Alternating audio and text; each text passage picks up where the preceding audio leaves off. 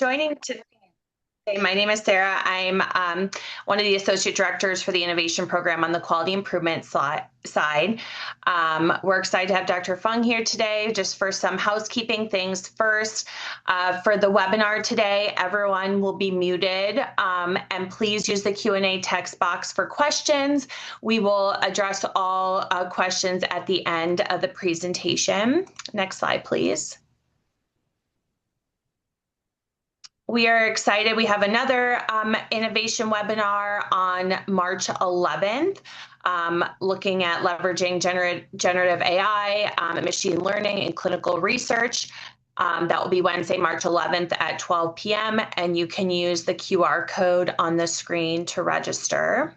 Next slide, please. We also have our Innovation Challenge submissions due Friday. So as a reminder, you can enter your idea for up to $100,000 in funding, or just do an award up to $5,000 for more low-cost, low-complexity ideas. Again, the deadline's Friday. Check out the QR code on the screen, or email Ashley or myself if you have any questions. We're more than happy to help. Next slide, please. We're super excited about our webinar today. We have Dr. Fung here. His research interests include the use and optimization of imaging in emergency and critical care medicine, and the development of novel, non-invasive monitoring and imaging technologies. He is also interested in the use of data analytics to address health equity, physician performance, and quality in the emergency department. He completed his medical degree at the University of Pittsburgh and clinical training in emergency medicine and critical care at University of Michigan, and joined University of Michigan in 2018, and currently serves as medical director of analytics for the Department of Emergency Medicine. So we're super excited to have you here today. All right, let me get my share up, and then swap. And so you should be seeing the big screen now. Everyone can hear me okay? Perfect. All right. Thank you for that introduction, and thank you for having me today. I think when Sarah first asked me to give this talk, I was like, what should I talk about? Because I like mostly work on imaging, and I mostly work on analytics for like clinical operations and provider performance stuff.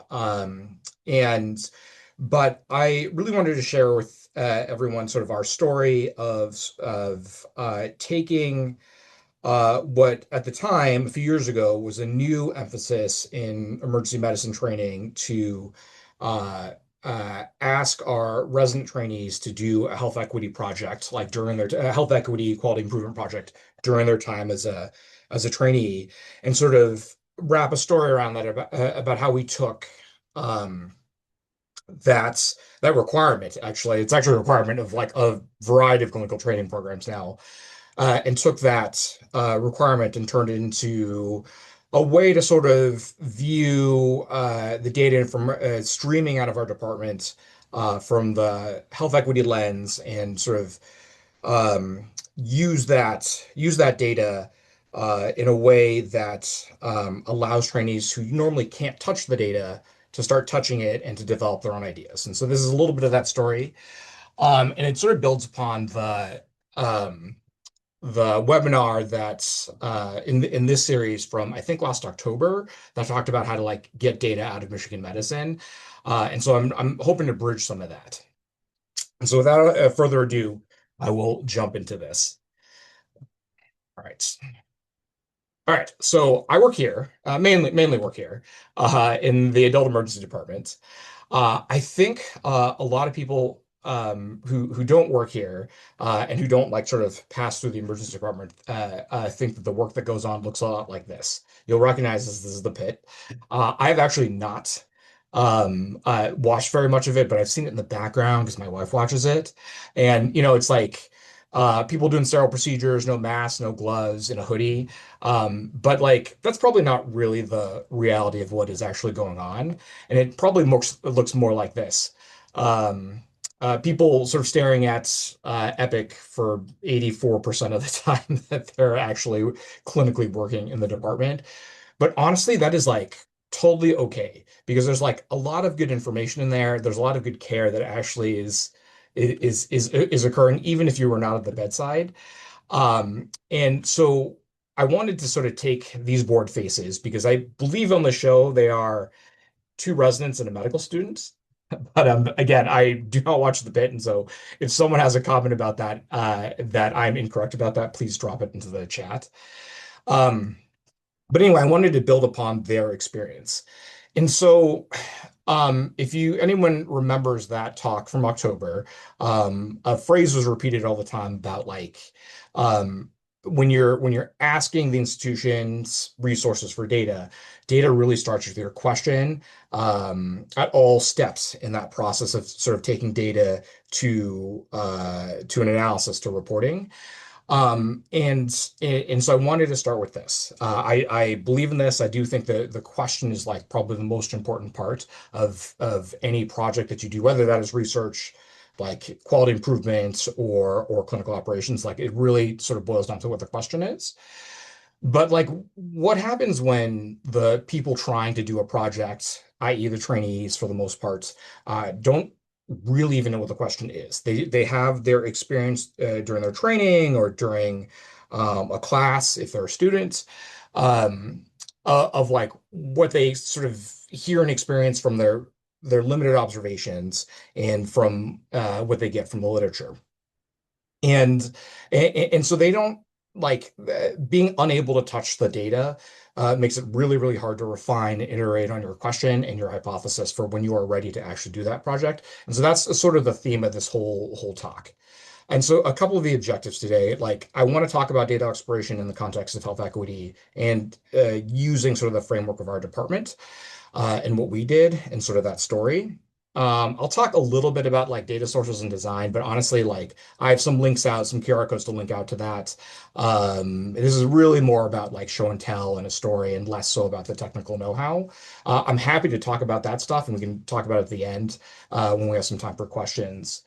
And then I just want to highlight a couple of trainee projects, trainee and staff projects that sort of were sparked by the dashboard that we built for health equity. All right. So this is from the Robert Wood Johnson Foundation sort of executive summary on sort of what health equity is. And I will read it. Health equity means that everyone has a fair and just opportunity to be as healthy as possible.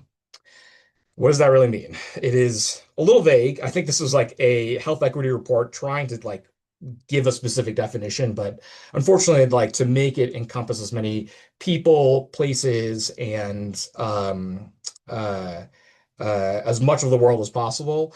It sort of necessarily has to be vague, but there's actually some great information linked in this QR code that I think is useful to sort of provide a general framework for how we can approach health equity and how we can talk about it.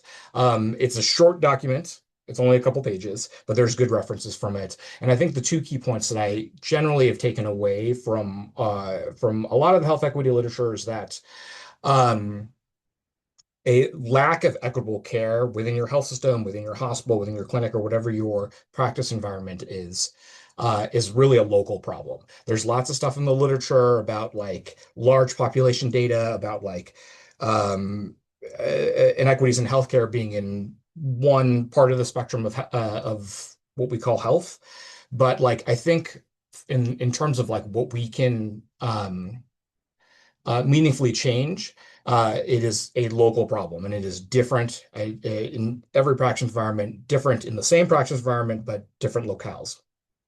And I think the other thing I sort of have generally taken away from like my 10,000 foot view, very uninformed view, not being a content expert in this, is that um, health equity and sort of some of the inequities in care are really masked by averages or other measures of center and spread.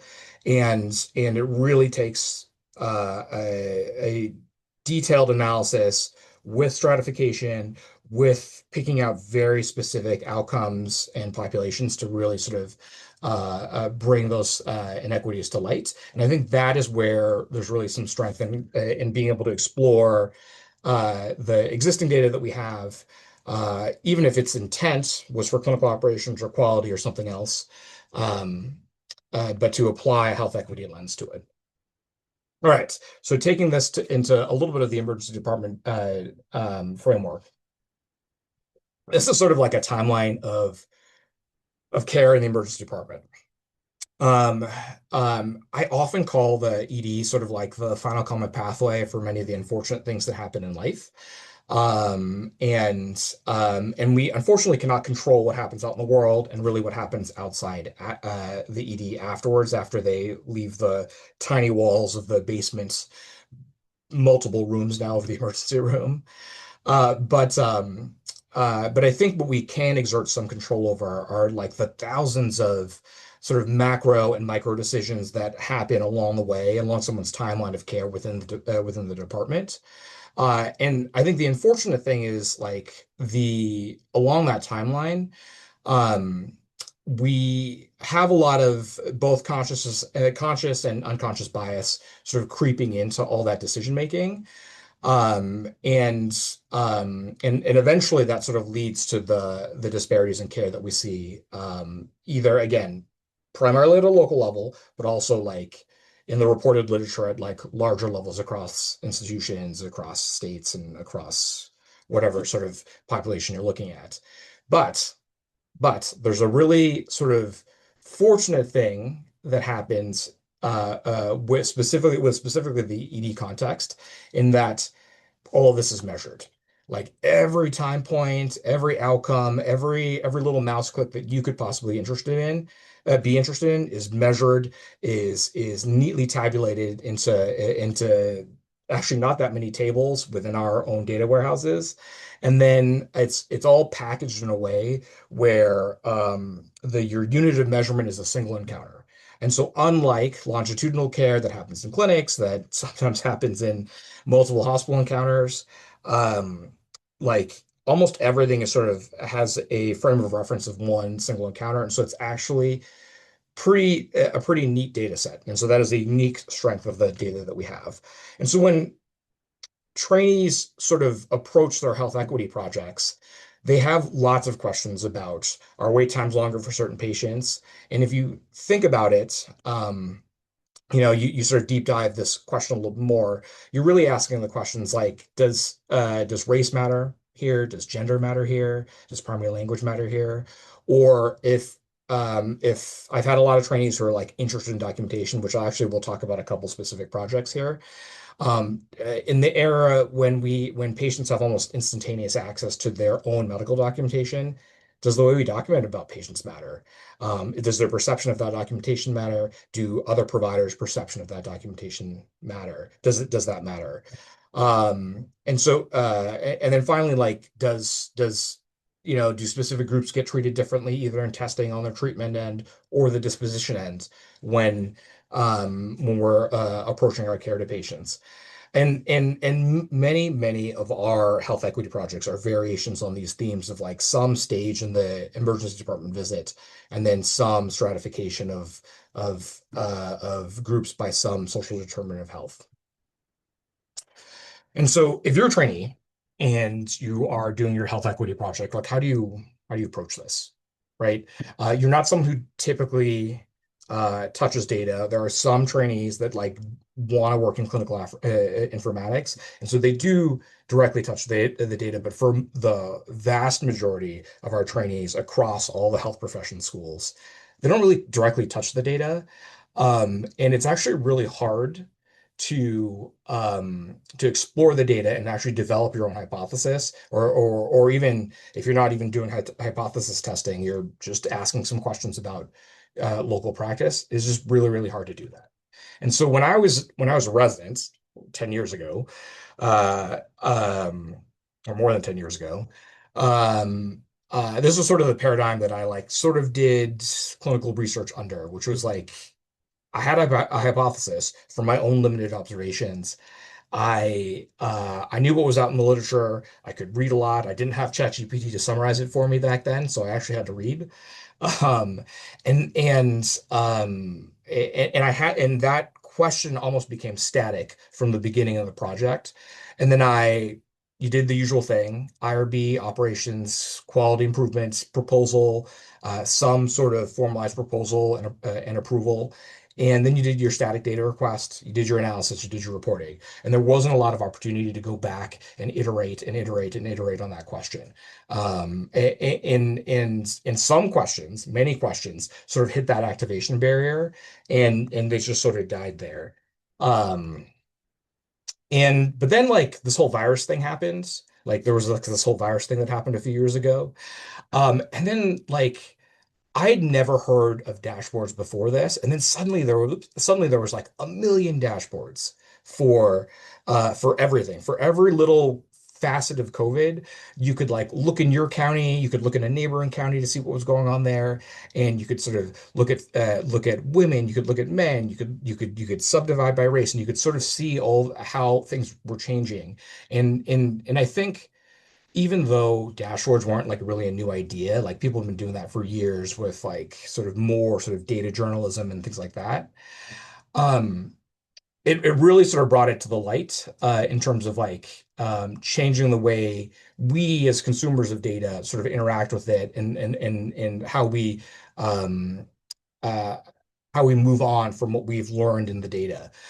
And so it really sort of I think COVID really brought to light that sort of that transition from traditional reporting, which is like sort of static, aggregated, mostly analyst driven in terms of the questions and ability to sort of subdivide populations, and sort of brought that traditional reporting into a more sort of data exploration framework where it was interactive and people would choose their own groups that they were interested in, and it really sort of enabled the sort of question discovery that I think is like much more common now.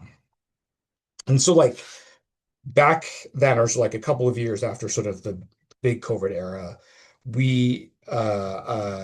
I had several trainees come to me and say like, look, like you're doing some of this work and sort of building out this analytics framework for data exploration for like faculty practice and for like imaging use and that sort of stuff. And can we apply this concept to health equity? Because we have to do a health equity project. We are interested in questions. We're passionate about questions where we see disparities in care in our sort of our daily practice, but we don't know how to take the next step. And so that was sort of the idea.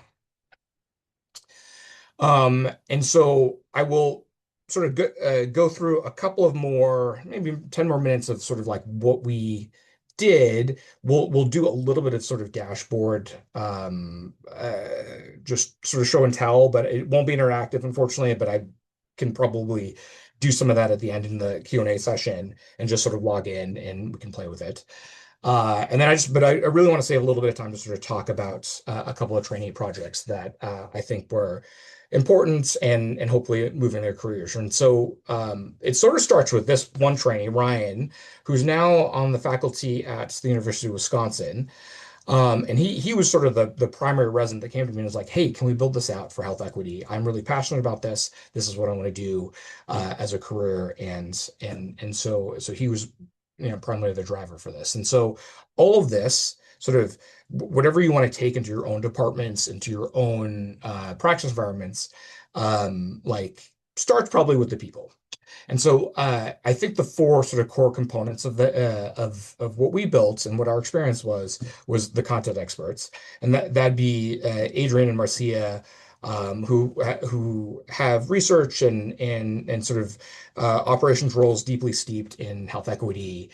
Um, and then also you have to sort of bring together the data people, which some people may recognize the names on there. So Shumei Chen is just a brilliant clarity analyst. Bruce Medlin's our ACMIO, and you sort and me, I'm sort of like I guess I fit in the data person role. And then you have to have some methodologists, John Burkhardt and Will Moyer, who know a lot about clinical research and know a lot about how to ask questions in a way that's either for research or for quality improvement and that sort of stuff. And then you have to have like the key is probably having that cat herder protagonist leader, someone who actually will make sure your team gets together, make sure your team iterates on whatever the past meeting was, and that was Ryan. And then you sort of start talking about the data. And I cannot emphasize this as much. I give like a variation of this talk for like a health equity sort of leadership course.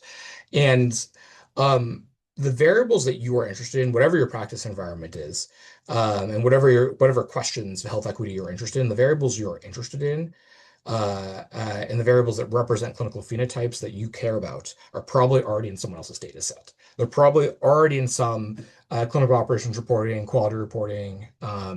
They're already out there. They're already widely used and already well maintained. There honestly is not, at least again, I have my ED and ICU framework to work with. So certainly correct me if I'm wrong in the chat, but I think most of the stuff we care about in terms of um, when you ask a question about whether or not we are delivering equitable care to all patients when they walk into our doors, uh, all that information, all those outcomes and all those exposures, the social determinants of health, they're already in someone else's data set, and we do not have to reinvent the wheel. I cannot tell you how many projects I see where someone's reinventing the wheel and doing new data pulls for stuff that's already there and actually well maintained as opposed to the static data pull. And so first, use what's already available. Like that is, it is probably out there. And then if you have to get to the second step, ask your friend. Your friend is an analyst who works for in your departments or your division's business intelligence group or in their quality group or in the operations group. Every department, for my general vibe of this institution is every department seems to have actually a very good informatics infrastructure that they're able to do the reporting that they need to run their department, run their clinics, run their operating rooms. All that is already there, and the analysts that do that work are always super willing to help you, as long as you know who to ask and how. And so that friend is both an analyst, but also probably one of your operations people who can help you get the data that you need. And so for us, that data mostly resided in something that was already pre-built. So I had an easy path. We already have a data mart hosted in Clarity and HSTW, two sort of the large data warehouses that we talked about in October. Everything is already neatly arranged, already sort of well curated, well maintained, hand corrected for errors, and it is already neatly sort of packaged in this little data mart of only a couple tables. And it's ready to go. That may not exist in every department, although I've looked in other departments' data sets, and like there's some variation of this in almost every department, as long as someone is interested in that topic. Other local resources that I think were covered in the previous talk, Clarity, big data warehouse that has all the information in our health system, Caboodle, a smaller version of that, and HSDW that is another data warehouse that brings in some data from other sources that are not Epic. And then, of course, you have Data Direct and RDW that we have been a great resource for me over the years. A little bit more static, but if you need the data, you're going to look for it wherever you need to get it.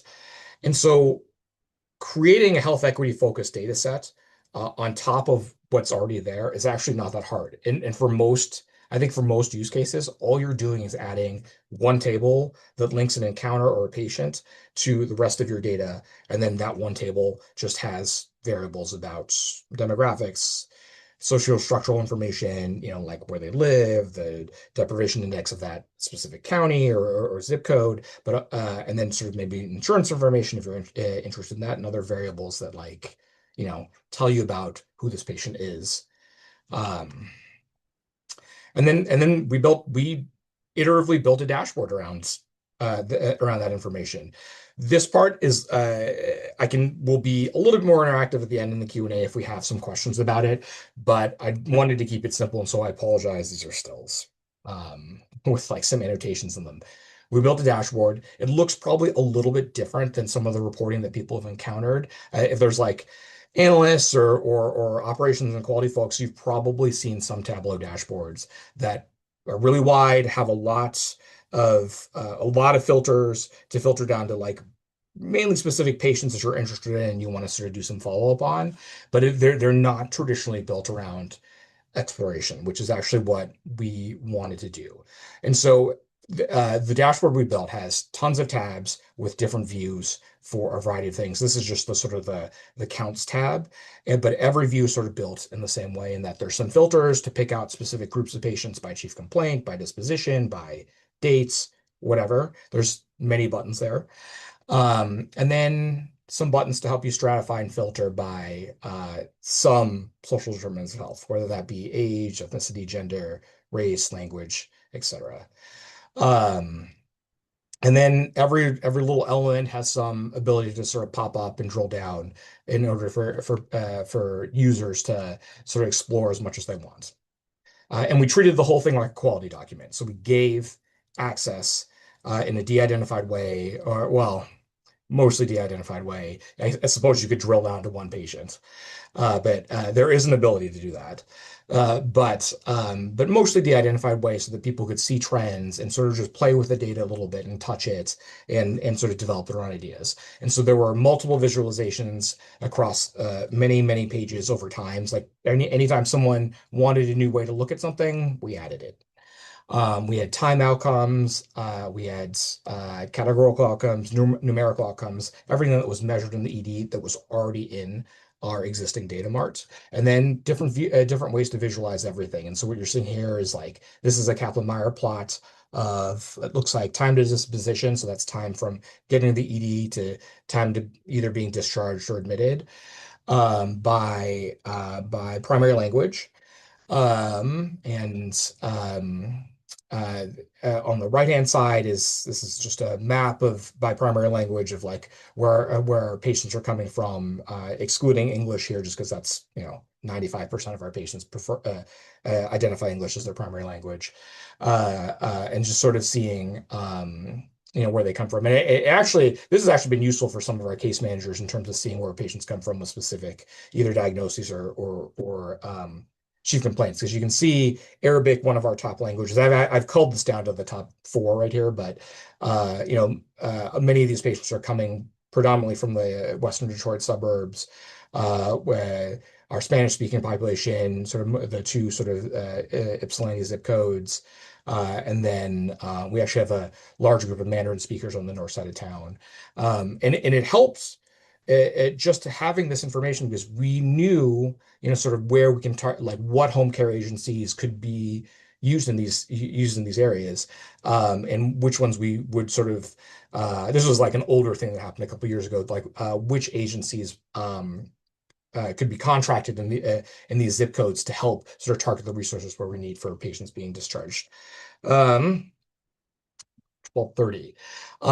And so many visualizations. I'm going to accelerate a little bit here, mostly built around data exploration, but with many different types of outcomes that can show association, obviously not causation, lots of confounders, but at least start people on the questions that they're interested in.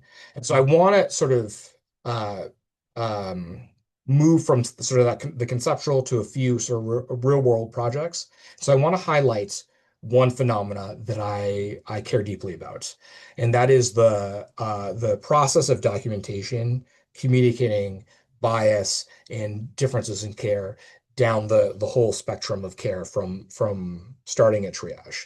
And so this is what I typically do when I'm working in our emergency department. I'm mostly looking at this screen. This is our track board for the ED that shows everyone in the department or on your side or your specific part of your emergency department that you're responsible for. So some of their vitals, you can click on some things that see their medical history, and then there's a chief complaint. This is a triage note done by the triage nurse up front. And this is actually the first piece of medical documentation, first free text documentation that's completed by any provider in the hospital when someone comes to the ER. And so it's very influential. It's imported into other notes. Everyone reads this, whether you're the inpatient provider, the ED provider. I believe it is incredibly influential. And so we have a patient who comes in with right lower quadrant pain. Um, but they're usually longer than this, and there's usually some comments about something like this. Patients eating a McDonald's burger, patients refusing something. Patient only says only morphine helps.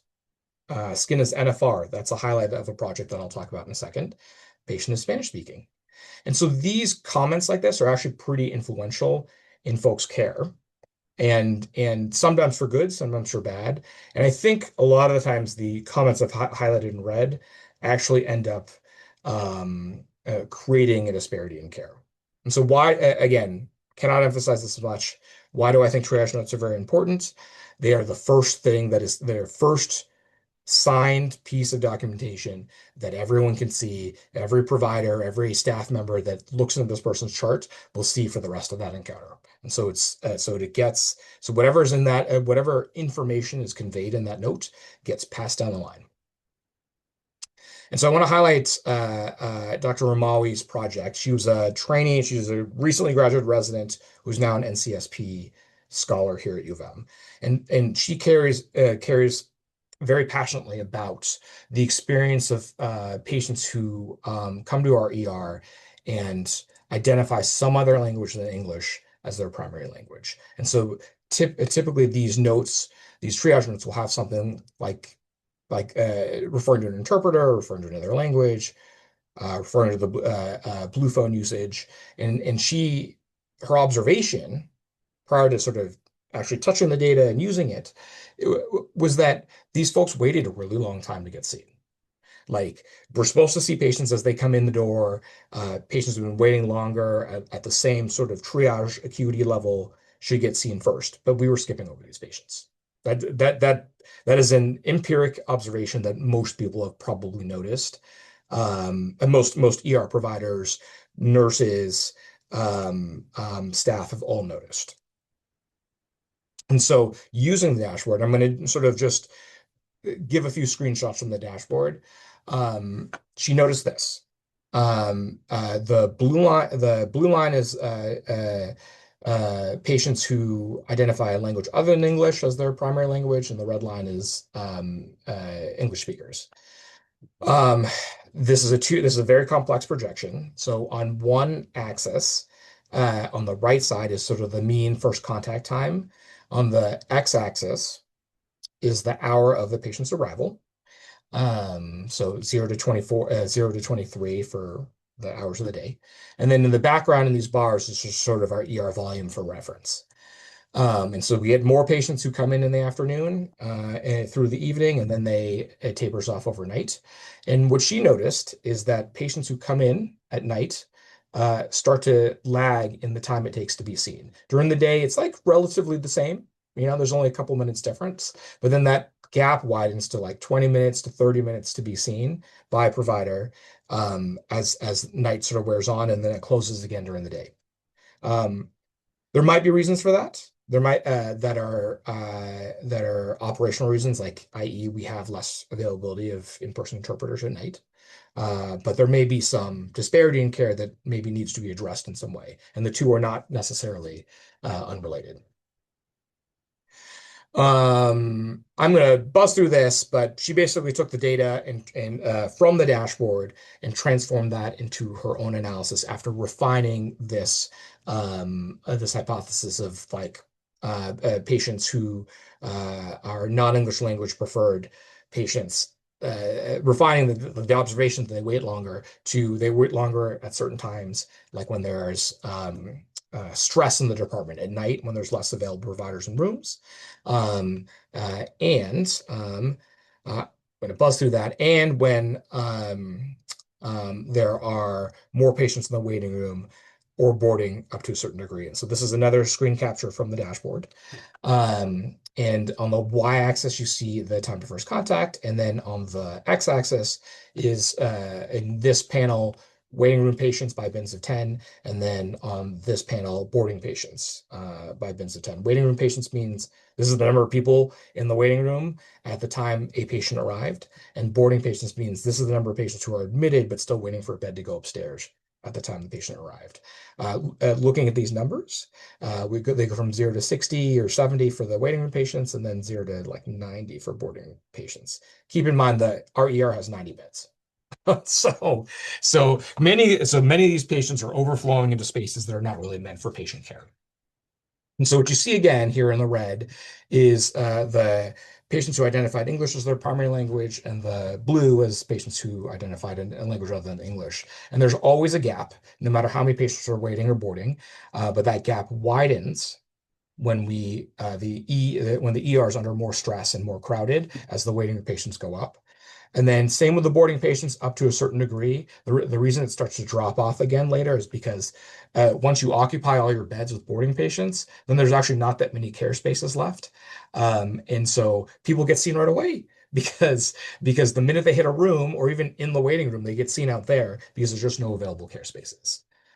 And so she obviously took this to a real analysis rather than just the data exploration phase, adjusting for a variety of variables, and that observation still showed true that when the ER is under stress, we tend to delay or skip the patients uh, uh, who do not identify English as their primary language. And then I'm going to take the last couple of minutes to highlight a quality improvement project that have been driven first by our nurses in the adult emergency department and now ongoing right now for our CES colleagues, which is the children's emergency department. And so this is a phrase that I called out initially on that sort of flow through of the triage notes. Skin is NFR, which means normal for race. It's something that's been in ER documentation for many years. That is, we're trying to move out of practice, specifically because it invokes race as sort of a biological construct rather than a social construct, but also because um, um, uh, a variety of sort of professional practice groups have identified it as a problematic term um, that should really be replaced with just writing what you see on a patient as opposed to indexing it to their race. And so that term can be searched. One of the variables we have in our data set is the triage node itself. And so that term can be searched and enumerated in our triage notes. And so this is driven by Becky Jarvie, Kristen Otang, and our nurse educator team in the adult emergency department. And what you're seeing in this screen capture from the dashboard is year of patient arrival, and then sort of the percentage of notes that contain NFR or a term that is roughly equivalent to it. Accounted for misspellings and sort of writing the whole thing out as opposed to abbreviations. And then again, you're seeing sort of in the red, the white non-Hispanic population compared to the non-white or Hispanic population.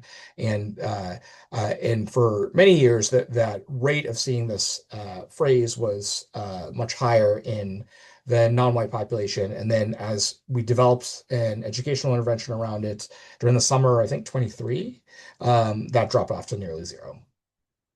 And so, like, in terms of success as a quality improvement project, we were able to sort of develop the data in the dashboard and then move it into practice and sort of monitor what happens.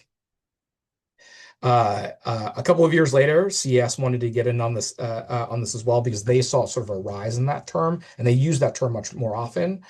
And so the same thing is ongoing now. Starting last summer, there was some sort of no specific intervention here, but just sort of changing the onboarding process for new hires seems to have had some effect. All right, and we are at about 40 minutes here. And so there's another project that I mostly drove with a bunch of other collaborators. And this was sort of the part of the triage notes that I was most interested in, which is sort of the biasing language that occurs in them and how that affects care. And from the recording layer, you can scan the QR code if you're interested in that. But takeaway is that in about 5% of patients presenting the ER, presenting to our ER, there's some biasing language in their triage note, potentially biasing language. All right, so key limitations sort of our little story here in our dashboard is that we have a little bit of a small cell problem, which basically refers to when we start slicing and dicing the data into two small groups, we are unable to make any sort of valid conclusions about it and either require too much time in terms of the observation period or just cannot make any reasonable conclusions about the data or even drop any reasonable questions about it. And that happens a lot where, for example, primary language, we, only have about 5% of patients who identify as someone who speaks a language other than English primarily. We have a little bit of a problem with conclusion without analysis. That happens all the time in data exploration. It's the one key, sort of the one thing that I cannot emphasize more is that like you're exploring the data in order to do an analysis, not to reach a conclusion. Um, Maintenance and governance of data and dashboards is like really bad. And so most dashboards like that are built out by any of the teams in the hospital, any of the informatics teams in the hospitals, in our hospitals sort of start to fall by the wayside over time. That is not spared this particular dashboard. And then Slicer Dicer and some of the other tools that we had been talked about previously will replicate some of this functionality, and maybe it's enough. And so, you don't necessarily have to build out a ton of infrastructure in Tableau. And there's a good reason not to, since the institution is moving away from Tableau as our primary reporting infrastructure and moving to sort of the Microsoft ecosystem for it, which actually might be good for the data for the analytics folks. Like I think my personal take on this is that there'll be a lot more self-service stuff. And we won't have to build out as much stuff for other folks to use. It's less of a sort of a curated experience and more of like a self-serve.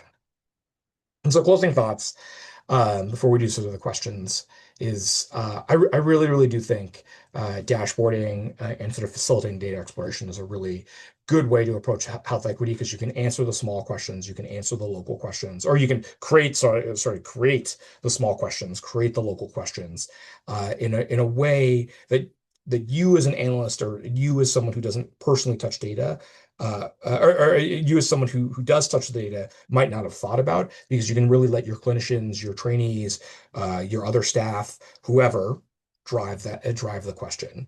And then and in doing so, you can sort of unmask those disparities that might be hidden in sort of the larger numbers and the larger populations.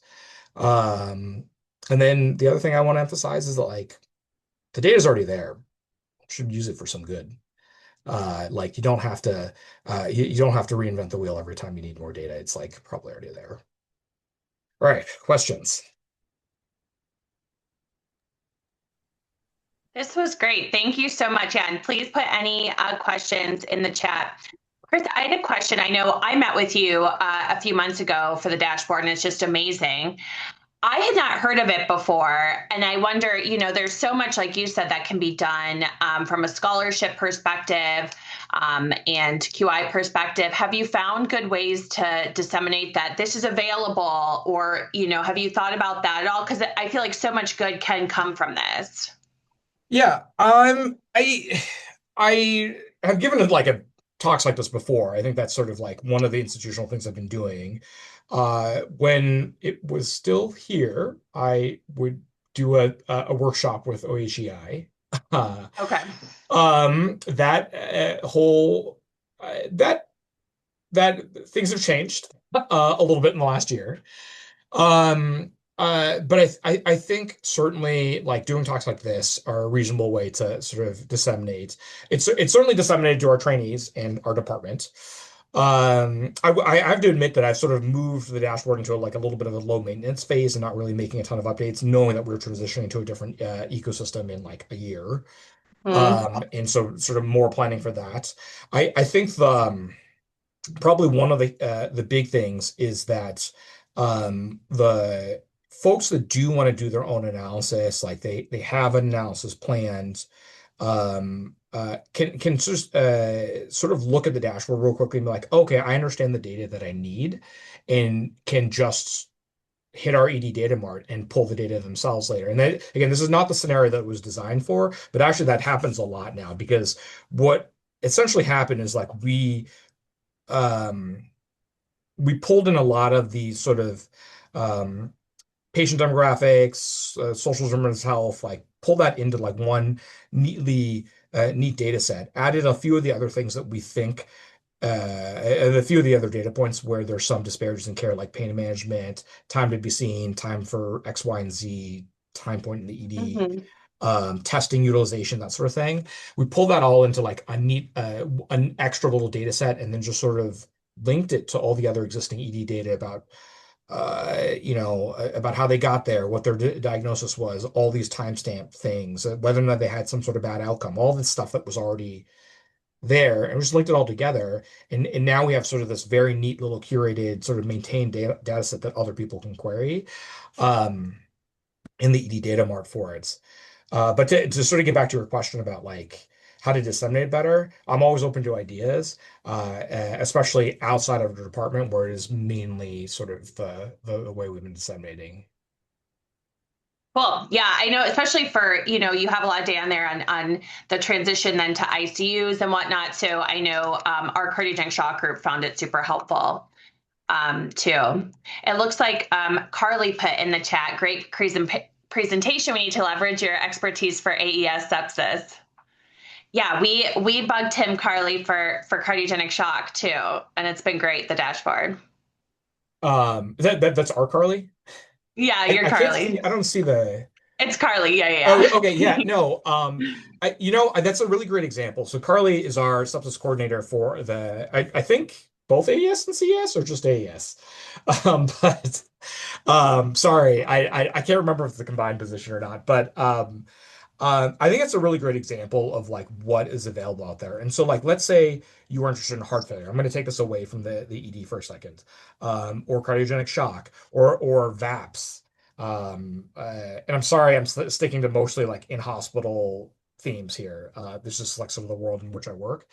And but like if you've ever looked at those dashboards or the reporting from those um from that data, it like doesn't ever have any of the social determinants of health. I think heart failure does in their reporting, but it's not that hard to like just add that data in, and then you can and it really really allows your trainees to like to think about the questions that they care about, because I think at least in terms of the trainees that I've encountered, like they really do care about these questions about health equity, but like there's and I cannot say this enough, there's just like it's really hard for them to touch the data. And if you just integrate a little bit of this extra data about patient identify not identifiers, but like patient identity and um into the reporting and just add it as a button, which is very easy for the analysts to do, is it really allows them to explore it, even if there's not like a ton of visualizations designed for data expression, like just seeing the numbers change a little bit gives you a nugget or a thread to pull on for your project.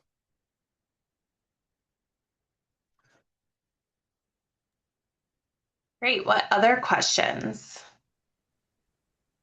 Chris, if I may, a couple of questions. That was an excellent talk. Something that we've been thinking about here in cardiology as well. A couple of questions about the dashboard. Oftentimes when we try to sample, patients and look for disparities, it's hard to power them to the numbers. How are you thinking about um, that you're not, you're powered to see actual disparities or you're displaying noise because, you just have a small number, particularly when you're thinking about intersectionality of like race with other Yeah. determinants of health, like you discussed. I mean, it very well may be noise. I think but that's but I think that's the point. And this is sort of I try to sort of uh present this in a balanced way in that like yes, that it could be noise. Like you certainly don't want to accuse your department of being racist because black people wait longer to be seen or in our department, which is true. Actually.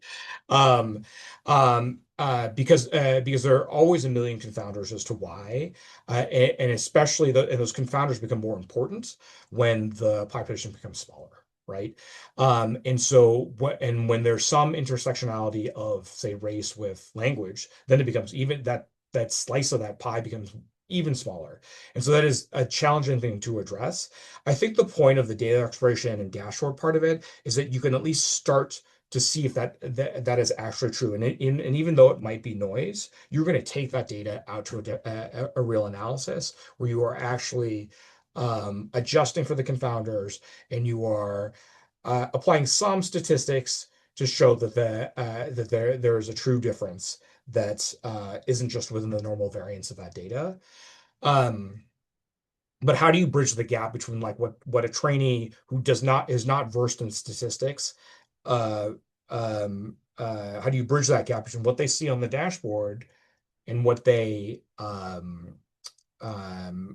conclude from it? I mean, because you could have the inverse scenario where like a trainee is like, I think I see a disparity in my daily observations of my own care, but then I don't really see it on the dashboard, and I'm just going to move on. But maybe there really was one, but it was also masked in the noise, right? You can certainly have that type of error as well, um, and um, and that's really hard. I think that's the key question here, and that takes, I think, the mentorship and expertise of the folks who do normally touch the data to sort of guide that journey of exploration and sort of developing the question. That's like a real vague way of answering that, but I think the answer really is that like you have to take it out to real analysis. And it's really just there to start the question, but not really to fully answer it. Yeah, very well said. Can you speak a little bit to the like how are you auditing your data quality? How do you when you're displaying it on dashboard, do you also present the quality assessment and quality control metrics, like making sure that there's not a lot of missing race, ethnicity data, there's Yeah. not like inaccurate Um, language or coding that bias. happens a little bit in the background. I do a lot of this sort of dashboard building for not just our institution, but sort of for some state organizations. And so I usually will create, they're not actually, I have not, except in sort of the context of AI, I think, have not really presented that data. It sometimes adds some confusion to the overall picture. It is not presented here. I agree with you that I think as a sort of a more savvy consumer of data, I would be interested in that data. But I basically have other views that will look at sort of the rate of missingness, where that missingness is, and then also sort of that rate of missingness over time, and then from data sources, just to make sure that the data quality is the same over time. And you do certainly see changes. I think one of the big changes where you see those changes with respect to health equity and with respect to race is that over the last several years, we have moved away from these sort of like very broad aggregate categories of race to much more specific ones. Not even that much more specific. We've gone from like 5 categories to like 25. And as a result of that transition, we do see a lot of more missingness. Same goes with language, actually. And some of that is manually corrected by me or sort of by one of our business intelligence team prior to even making it into the data set. But I think that is probably getting back to sort of your first question. The that is part of that is a critical component to every true analysis is an analysis of the data quality as well. Um, but yeah, the short answer is that a little bit of it happens in the background because these data sets are being used for other purposes, like clinical operations. And I think and piggybacking onto that for this type of dashboard is really helpful because then it limits the amount of maintenance that you have to do and the hospital's paying for it as opposed to you paying for it with your sweat equity. Yeah.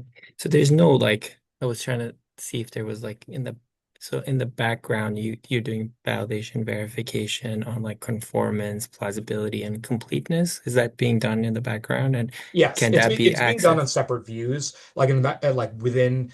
I usually do it in Tableau to like for example missingness. Like there's variables to sort of track the missingness Mm. by, and then it's sort of the same data expression process of like we have a bunch of filters and groupings that will look at sort of the data source, look at the look at the amount of missingness from that particular variable, look at the variance of that missingness. Uh, um, um, but again, it's just sort of um, it is a core component of the real analysis that you will eventually do rather than just concluding something from a dashboard. I think is sort of the theme to that. Those two questions. No, I got it. So a follow-up on those two questions and kind of something that is probably a little bit more relevant to this audience. So like you say you detect, confidently a disparity in care. Um, how do you decide how to act on which disparities that you're seeing? Is there, like are you looking at like these are my top priorities? And I'm sure you like when you look at the dashboard, there's tons of them, right? So how There's do you tons of them. decide? There's tons of them. And how do you pick the one that you want to affect and then I picked the ones that I have a very passionate trainee who wants to do something about got it? it. So for example, the language, the whole language question, there's actually like several projects that are moving from that initial set of data, um, which is that we believe there's a disparity. I think that also on sort of on face value, I think everyone believes it. Whether you are a nurse, a provider, or an administrator in a department, I think everyone does believe that. There are some explainable reasons that are not racism, right? There's some or bias. There's not. It's hard to get an interpreter on the phone, right? Like I don't know about like our interpreter services. Like when we call on the phone at night, kind of suck. It's like it's really hard to get someone, especially for rare languages, and it takes forever. And so when you were trying to decide between five people you have to see, you're going to skip over that patient. Like I do it because like I have to efficiently see everybody and I have to sort of pick and choose like how I can most efficiently do that. And so there are some explainable reasons. Whether that is just is probably the actual debate. And then but we can at least do something about it, right? And so there is a resident team who is interested in sort of deep diving why we skip over them. To decide what to figure out whether or not it is just. And so there's sort of some qualitative work going on there. But there's also a move to just increase and get money for in-person interpreters at odd hours because that's when it seems like there's more need. And so even though even if that never had sort of an analysis that accounted for confounders, accounted for data quality and those sorts of issues, I think that that probably would have still been the same conclusion because on face value, everyone sort of mostly believes that. So it was pretty low-hanging fruit in terms of project analysis and intervention. Um, but the other stuff like I the short answer is mostly what people are passionate about. As sort of the data broker, I haven't initiated a ton of projects on my own. I care about like language and documentation, so I do sort of play in that realm a little bit.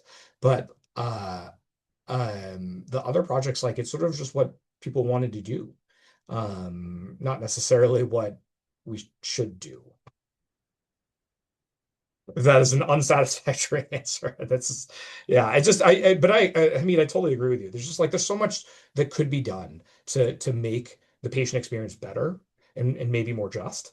But like, eh, it is you sort of start back at square one. Is like you now you have all this data. You can look at a bunch of stuff, but you still are searching for the question. But I hope that this makes it a little bit easier. Well said. Thank you. Yeah, thank you so much for the great talk and answering all the questions. And thank you everyone for joining. Have a great rest of the afternoon. Thank Thank you. you. Thank you for your Thank attention. you. Yep.